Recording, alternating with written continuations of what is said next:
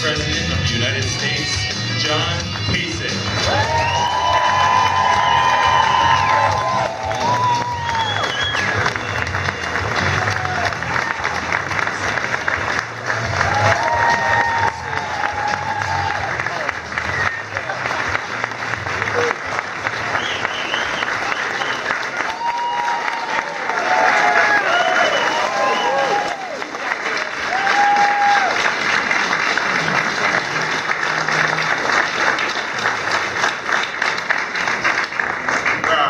It's a great day. Thank you all for coming out. This barn is, it's a lot of good luck out of this barn, don't you think? It always has been.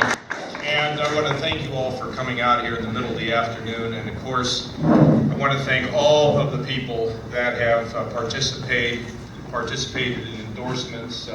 They're standing behind me. This guy, I don't know if he's behind me supporting me or ready to knock me off the stage. No, he's a good man. He's a good man. Attorney General, how are you? And of course, Mary Taylor, Dave Yost is here. I don't know everybody who's here. But anyway, I want to thank you all. And listen, I just want to tell you a couple things here. We're out there all across the country and door to door and everything up there, well, not door to door, but house to house in New Hampshire with a bunch of the house parties and the town hall meetings. But you know, I want to let you all know, do you know how crazy this election is? Let me tell you something.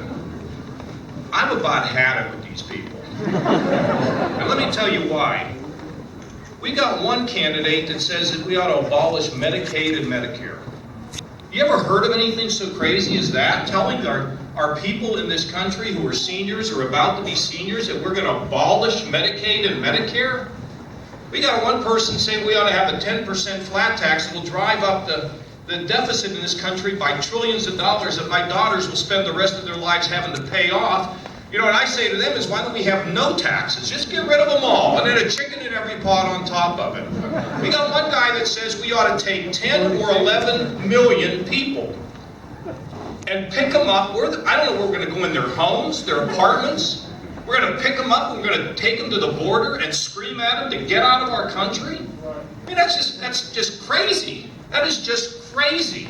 We got people proposing health care reform that's going to leave, I believe, millions of people without adequate health insurance. What has happened to our party? What has happened to the conservative movement? I got to tell you something. I've got a plan, just like we had in Washington when I worked with Mike DeWine to get the budget balanced, just like we did in Ohio with Mary Taylor and the members of the legislature. We didn't throw the baby out with the bathwater and come up with hysterical and ridiculous programs that won't work. We had to make things work. We had to reform them. We had to pay no attention to the people who, in here whining about, well, don't touch my program. We don't care about that. You know why? Because you come first and they come dead last. The people that get in the way of progress come dead last in my career and in my life. And the people we're going to lift are the people that go to work every day and play by the rules and fight for their families, their communities, our state, and our country. And that's what I am going to do.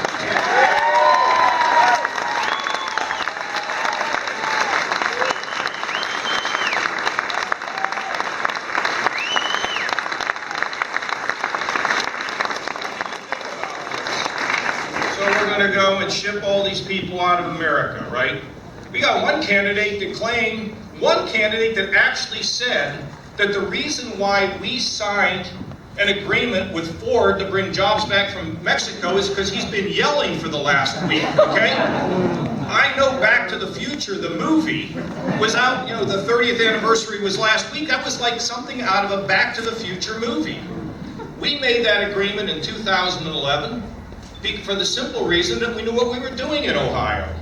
We know how to balance budgets and grow jobs and do workforce training. Look at where Ohio is today compared to where it just was a few years ago.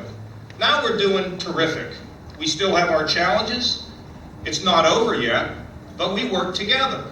One of the candidates says he's known as a Veto Corleone. He's so proud of the fact that he vetoes everything. You know what vetoes are?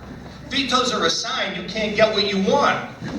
I have to veto some legislation, but by and large, we try to work together to solve problems. You know, folks, we better be careful that we don't turn this country over to somebody who's not capable of running it. Because if we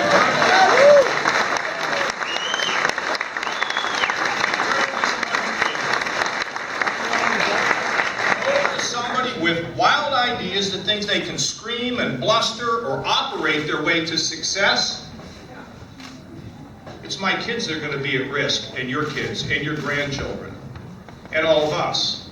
So why don't we grow up? Why don't we get a reality check on what the heck needs to be done in this country? Yeah, we can save Social Security. We shouldn't get rid of it. We can save Medicare and Medicaid. And Medicaid here in Ohio, we reduced its growth from 10% down to 2.5%, and not one person went off the rolls, and we didn't cut one benefit. Because we know how to fix things, reform things, change things. We don't abolish them. And our families, are you kidding me? We're going to scare the living daylights out of children because we're going to tell them they're going to pick up their mom and dad and ship them out of the country? This is not the America that I know. These are not the kinds of things we need to be doing in this country. So I want you to know I'm fed up. I am sick and tired of listening to this nonsense, and I'm going to have to call it like it is as long as I'm in this race. And let me tell you something. I'm going to need you to give us some money. We're fine. We're going to need you to go to New Hampshire and walk door to door, because it's never going to happen again in your lifetime. This is the one time you got a chance to directly participate in what the heck is happening in our country. Ohio hasn't had a president for a very long time. I think it's time that Ohio has a president.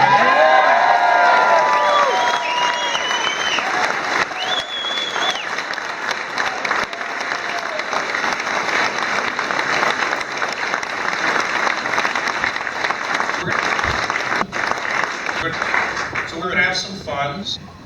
What to do what my mother, my Aunt Betty used to say, Johnny, just tell it like it is. Let the chips fall where they may.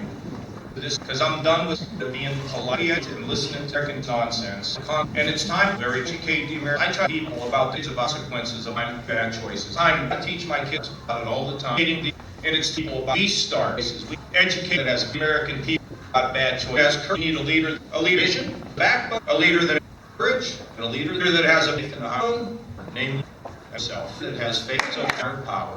In the Lord. All right. Thank you.